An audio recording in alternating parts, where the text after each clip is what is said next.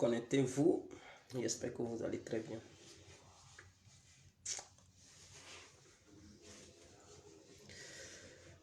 Connectez-vous.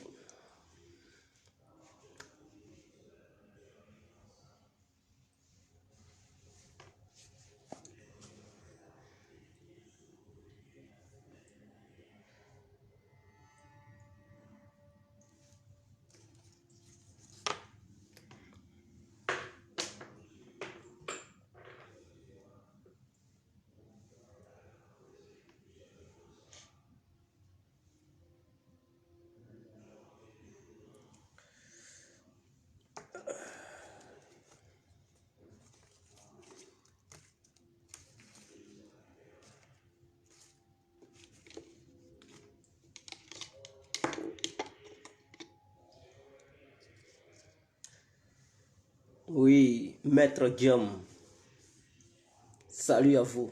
Ismaël Eto, salut à vous.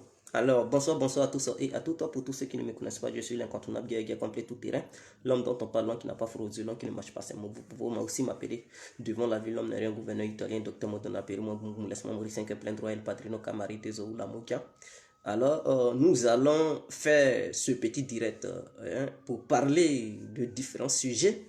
Voilà, concernant les militants de Laurent Gbagbo qui seraient obsédés par la personne de Laurent Gbagbo, concernant aussi l'affaire Dougoudigui qui aurait, ce dernier qui aurait frustré les militants de Laurent Gbagbo, et concernant l'affaire Iva Hippo qui veut se faire opérer. Alors, donc pour commencer, je remercie le bon Dieu et je demande à Dieu de protéger chacun de nous et qu'il nous donne la force, voilà, et aussi la santé. Merci infiniment Seigneur pour ta grâce et ta protection envers chacun d'entre nous. Alors, nous voilà à faire Iva Hippo. Iva Hippo a fait un direct, si je ne fais pas d'erreur, aujourd'hui, ce matin, où il dit qu'il veut aller se faire opérer, il a un problème cardiaque, ou son cardiologue, si c'est comme ça on les appelle, ceux qui s'occupent des cœurs, aimerait que ce dernier donne son avis par rapport à l'opération qu'il va subir, s'il est d'accord ou contre cette opération. Alors, ce dernier ne sachant pas quoi faire, a fait un petit direct pour demander l'aide de ses amis qui sont sur les réseaux sociaux. Ce n'est pas une aide financière, bien sûr, mais une aide idéologique, c'est-à-dire ceux qui ont des amis qui connaissent aussi des médecins qui sont spécialisés dans ce domaine. Voilà, est-ce que opérer quelqu'un au niveau du cœur est une bonne chose ou une mauvaise chose? C'est dans ce sens il attendait des gens comme la médecine occidentale est bel et bien évoluée, américaine et tout, donc il aimerait que les gens se renseignent vis-à-vis de ces gens qui ont des contacts, c'est-à-dire envers les médecins, pour que eux aussi ils puissent donner leurs avis, et comme ça, ils vont par la suite transmettre ces avis à Iva Hippo. Donc, dans sa vidéo, il a dit qu'il a 5 jours pour répondre aux médecins s'il est pour l'opération ou contre l'opération, parce que là, il s'agit de sa vie. Alors, moi, tout ce que je vais lui dire, Iva Hippo, vous savez, frère, ici sur les réseaux sociaux, il y a assez d'ennemis. Ce n'est pas tous ceux qui rigolent avec vous, ce n'est pas tous ceux qui parlent avec vous qui vous aiment. Il faudrait que vous le sachiez. Ça, c'est un premier point. Ce n'est pas parce que vous rigolez, vous vous dites toutes choses que ces gens-là vous aiment. Cependant, je n'ai pas dit tout le monde est mauvais, mais tout le monde aussi n'est pas bien. Ce n'est pas parce que tu rigoles avec quelqu'un, il est ton ami, vous faites tout, qu'il t'aime à 100%. Donc le fait de venir sur les réseaux sociaux pour dire que tu pars te faire opérer, mon frère, toi-même tu es là à te liquider, toi-même tu es là à te livrer, tu es là à te vendre à un prix dérisoire, à un bas prix. Et donc, toi-même, tu l'avais dit que les gens ne t'aimaient pas et que d'autres voulaient ton malheur. Maintenant, le fait de venir dire sur les réseaux sociaux que, voilà, tu veux te faire opérer, ils n'ont qu'à te donner des conseils, mais attends, si tu as des ennemis qui sont aussi sur les réseaux sociaux, que ce soit du côté des parents, des amis ou des gens qui ne t'aiment pas mais qui ne sont pas proches de toi et tout, mais tu es là à te vendre et ceux-là, ils peuvent profiter lors de l'opération pour te faire du mal. Tu comprends? Donc, c'est des choses qu'on ne parle même pas sur les réseaux sociaux. Tu ne devrais même pas venir sur les réseaux sociaux pour dire ce que tu allais subir. Voilà. Si tu as des amis à qui tu fais confiance, mais il ne faut pas dire à n'importe qui Parce que c'est ce que je viens de dire. Tu peux avoir des amis, mais ceux-là, en réalité, ils ne sont pas tes amis. Ils peuvent rigoler avec toi, manger avec toi, faire tout avec toi, mais ils peuvent ne pas être, ils peuvent ne pas être tes amis. Ils peuvent être contre ta personne et vouloir ta mort. Donc, fais attention. Fais attention, ne dis plus jamais ce genre de choses qui concernent ta vie privée où tu vas subir quelque chose de façon urgente sur les réseaux sociaux. Ce n'est pas bien. Il y a plusieurs sujets dont tu peux parler à travers les réseaux sociaux. Alors, ce que je tiens à te dire, je tiens à te le dire et tu vas le confirmer à partir de ce soir. Je ne sais pas si tu vas voir ce direct, mais à partir de ce soir, il faut commencer à prier. Et lève-toi à 0h. 0h, il ne faudrait pas que 0h te trouve dans ton sommeil profond. Lève-toi à 0h et prie. Et à 4h du matin, il ne faudrait pas aussi que 4h du matin te dépasse. C'est-à-dire, il faut programmer ton réveil à 0h, 4h du matin. Tu pries ces 2 heures-là. Tu comprends? Tu pries profondément. Et quand tu vas te réveiller, je ne sais pas à quelle heure, 6h ou 7h, à tout cas, peu à peu, n'importe quelle heure où tu te réveilleras, il faut d'abord prier. Et tu t'en vas laver ton visage et tout. Tu comprends, tu fais ça pendant 2 jours. Et durant ces 2 jours, tu verras, tu vas voir certaines choses sur la position, c'est la réponse que tu veux, que tu cherches auprès des médecins. Cette réponse te reviendra toi-même. Personne ne va te le dire. Il n'y a que l'esprit pour te dire cette réponse. Si tu dois te faire opérer ou pas, l'esprit te situera si l'opération doit être une bonne chose ou une mauvaise chose. Alors, mon frère, rentre en prière.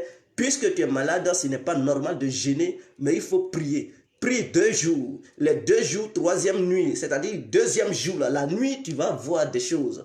Et ces choses vont apparaître. Et tu sauras la vraie réponse de ce que tu cherches envers des gens sur les réseaux sociaux. Ça, c'était le premier cas. J'ai l'impression que des gens n'attendent pas. Est-ce que vous attendez en ce moment? Je viens. Est-ce qu'il y a maintenant le son? Est-ce qu'il y a le son? Donc, quittons maintenant le cas Ivaïpo. Allons-y en Côte d'Ivoire. Parlons-en.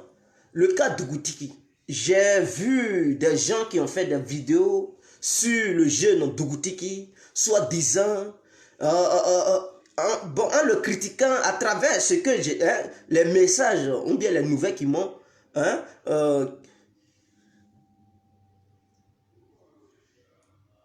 été parvenus. Les gens disent que Dougoutiki compare les membres du RADP à Dieu et qu'après Dieu c'est lui, c'est les membres du RADP et que Alassane n'a qu'encore posé une nouvelle candidature pour faire beaucoup d'années au pouvoir. Donc pour cela, ça a soulevé la colère des uns et la joie des autres. Il faudrait que ça soit clair. Pendant que d'autres pleurent, d'autres sont en joie. Pendant que d'autres sont en joie, d'autres pleurent. Donc les propos de Dougoutiki a poussé certains cyberactivistes à réagir.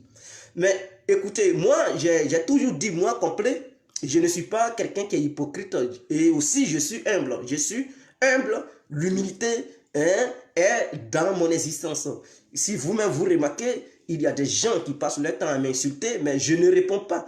Quand je fais les directs, vous verrez des commentaires où des gens me traitent de tout nom, mais vous ne me verrez pas répondre aux commentaires de ces gens. Ce n'est pas parce que je ne vois pas, je les vois bel et bien. Mais pour moi, répondre aux gens, ce n'est pas répondre à leurs commentaires déplacer à leurs commentaires foudroyants, ce n'est pas une bonne chose. Et je ne les bloque pas aussi, je les laisse comme ça.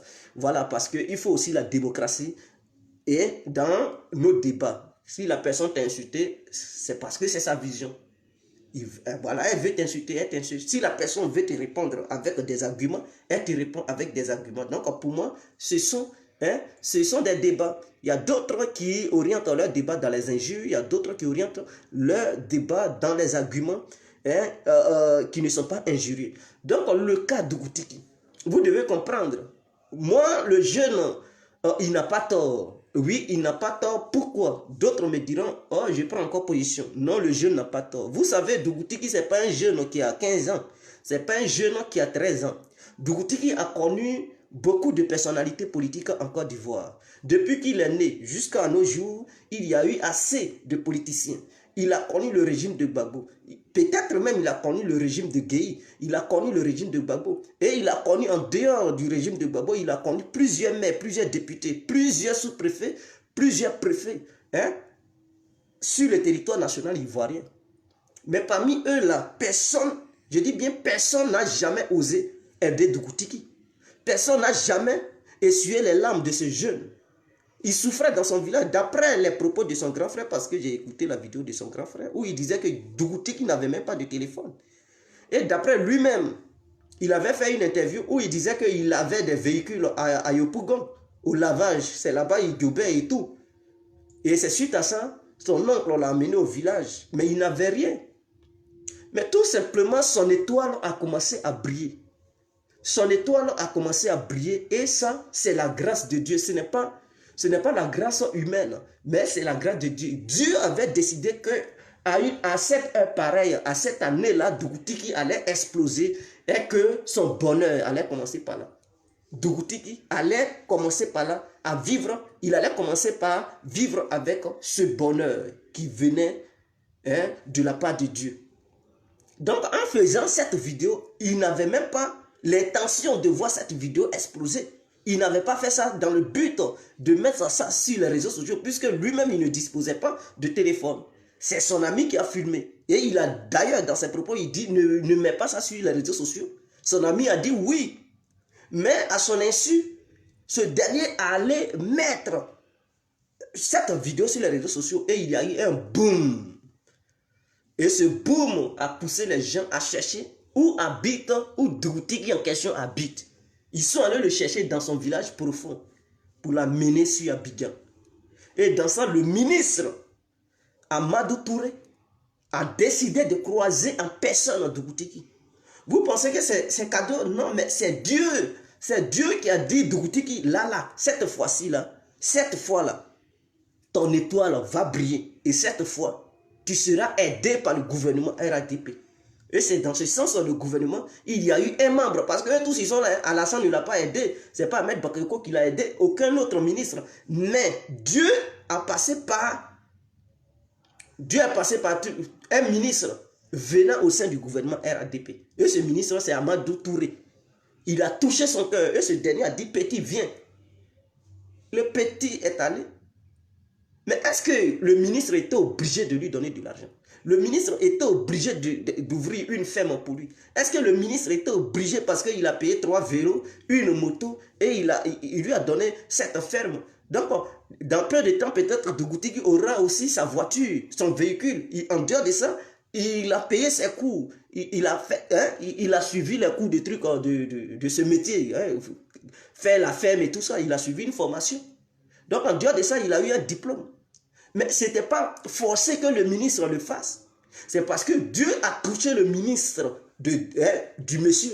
Et c'est Dieu qui a poussé Dougoutiki à faire cette vidéo. En faisant ça, il ne s'attendait à rien. Mais comme le miracle, Dieu est un Dieu miraculeux. C'est lui-même là, c'est lui le père des miracles. Les miracles là, c'est pour Dieu. Donc, avec ces miracles, Dougoutiki a connu la gloire.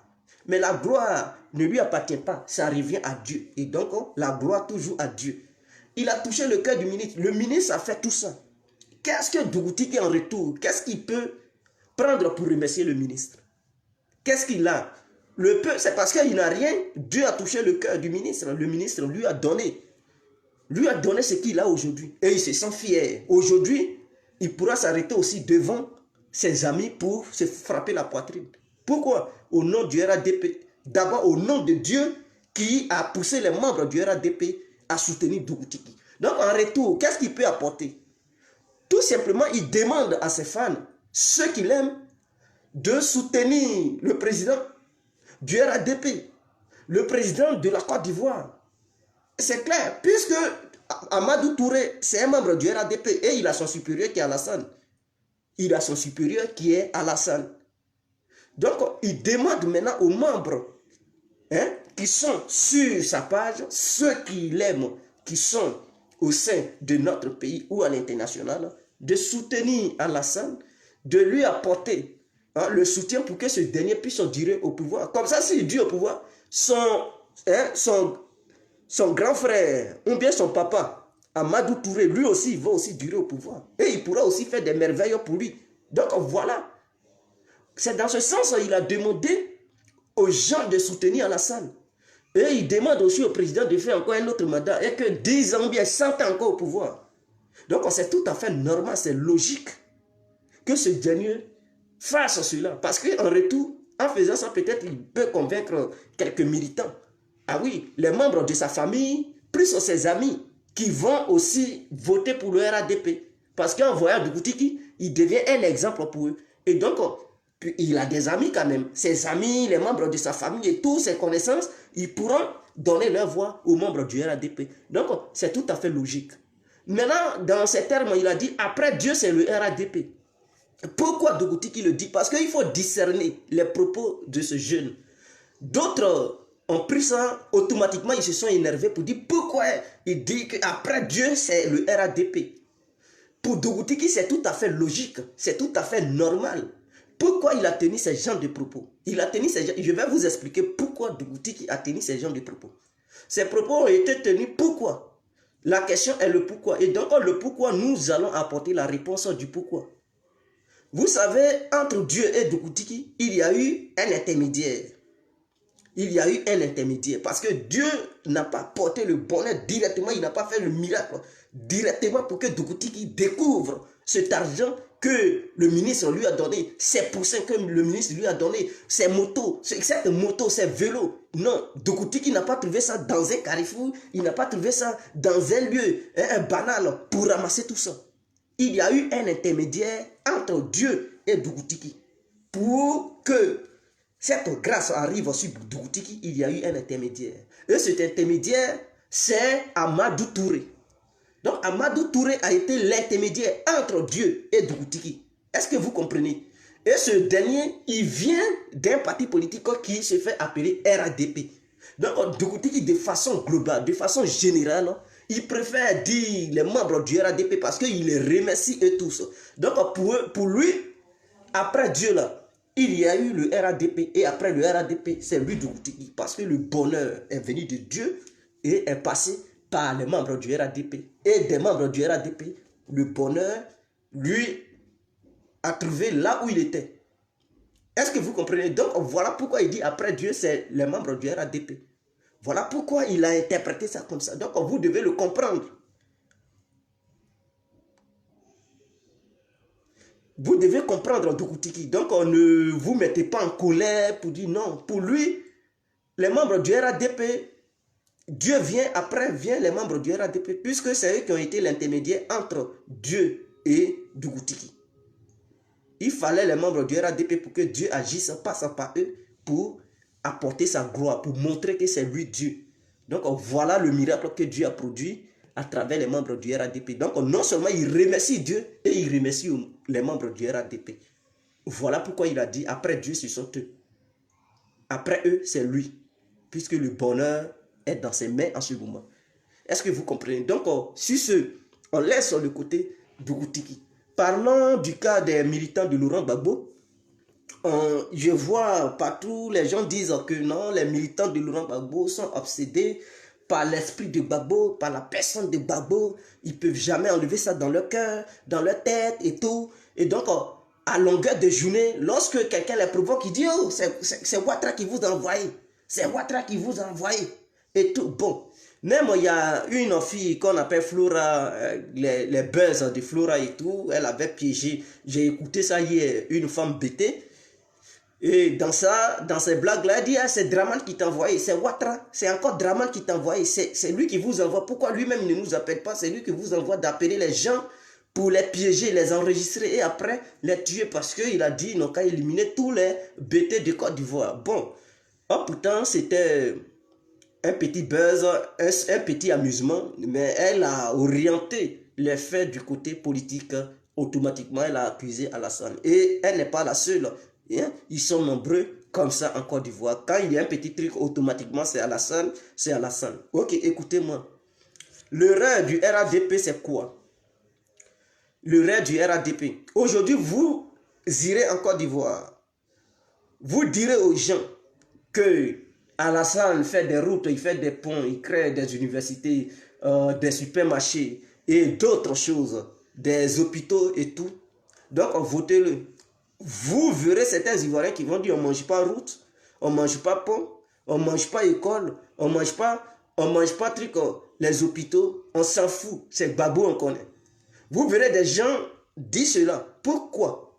Pourquoi ces gens-là, ils disent cela? C'est une histoire d'idéologie. C'est une histoire de mentalité. C'est une histoire de philosophie.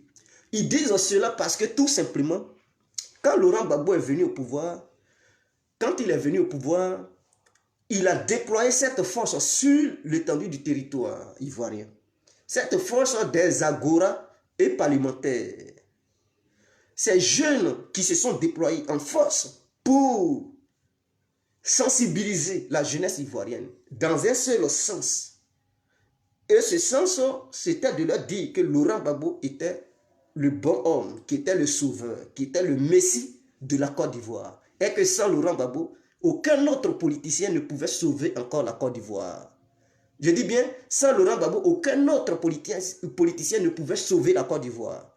Et ces gens-là ont grandi dans cette idéologie. Imaginons 10 ans. Hein, tu as fait 10 ans d'études. Mon frère, si tu devrais avoir... Imaginons que tu pars à l'université pour devenir médecin même là. Au moins, je ne sais pas si c'est 10 ans ou 8 ans, on te donne tes diplômes. Pour devenir juge, au moins c'est 8 ans. Donc 10 ans d'études, 10 ans d'études, étudier quelque chose, grandir là-dedans, nourrir cette philosophie pendant 10 ans, c'est assez. C'est rentré dans les gènes de ces jeunes. Et beaucoup ont grandi là-dedans.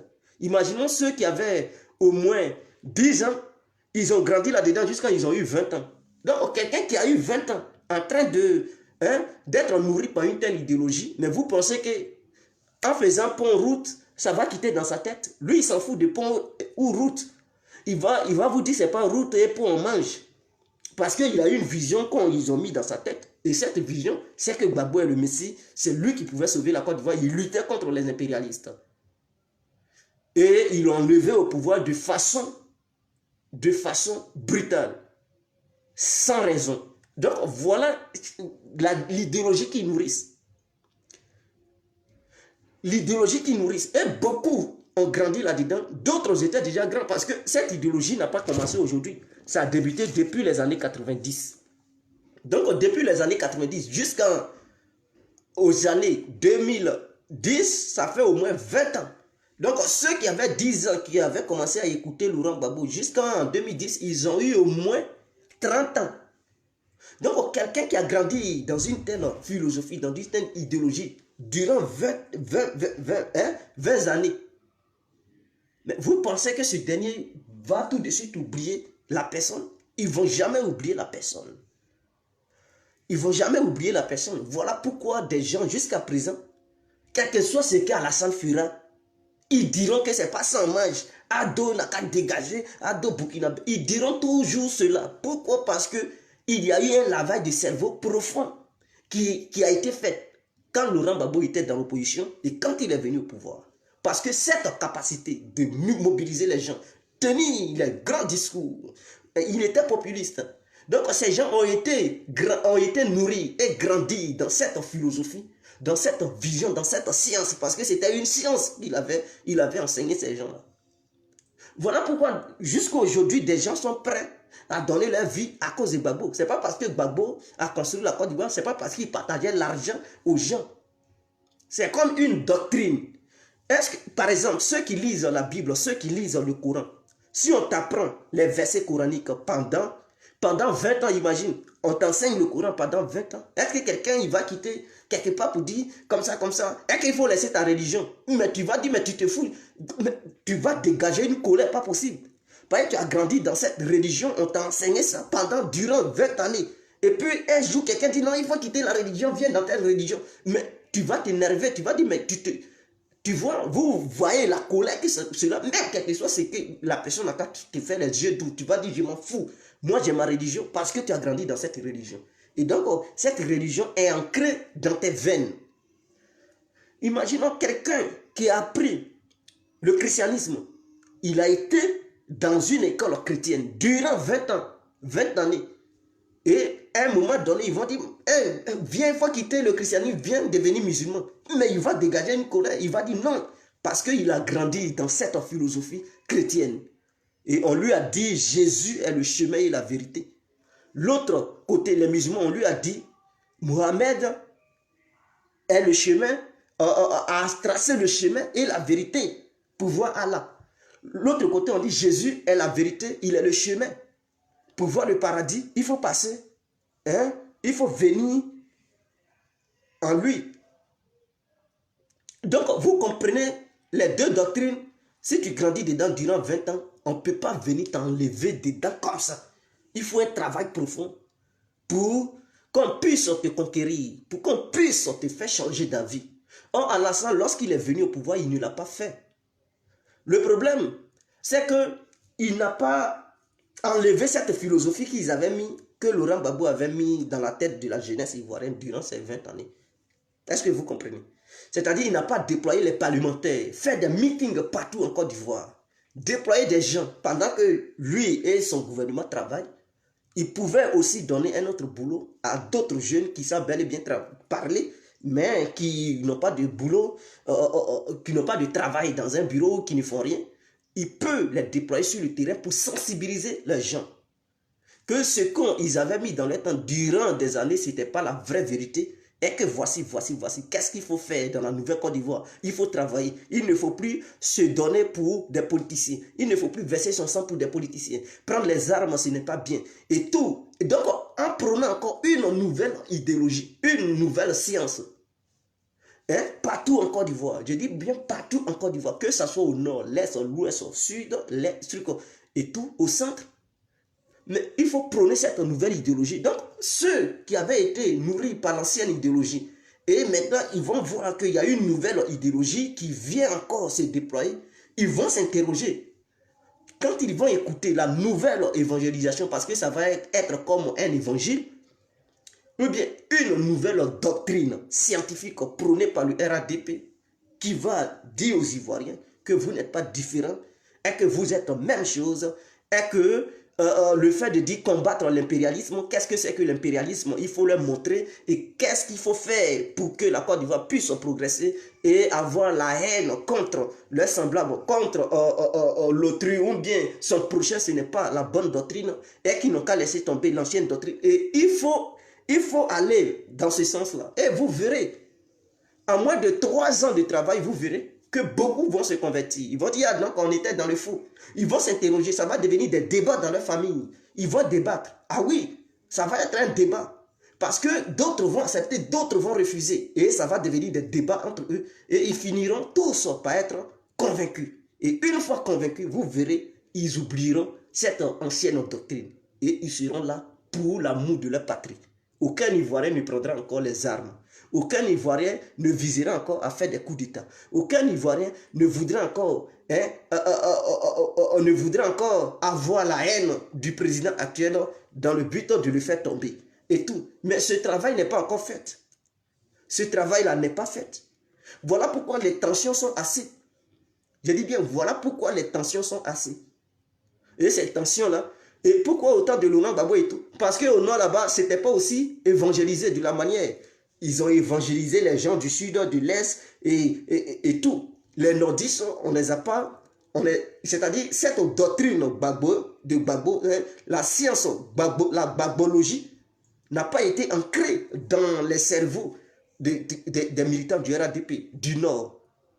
Et donc, Soro Diom aussi, de son côté, il a fait un grand boulot en sillonnant les trucs. Les Kone Zakari ont fait un boulot en mettant les populations ensemble pour faire des meetings, pour leur demander de suivre Alassane. Pourquoi? Et en leur expliquant. Donc, eux aussi, ils ont vendu une idéologie là-bas. Donc, ces gens-là, les militants du RADP, ont été habités par l'idéologie, la ouattralologie. Donc, cette ouattralologie est ancrée dans les cœurs des nordistes.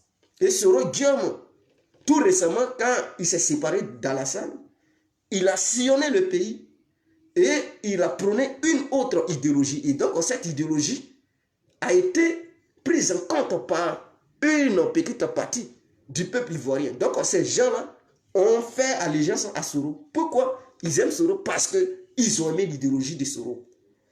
Parce que lorsque le président Alassane est venu au pouvoir, il n'a plus continué à sensibiliser les nordistes.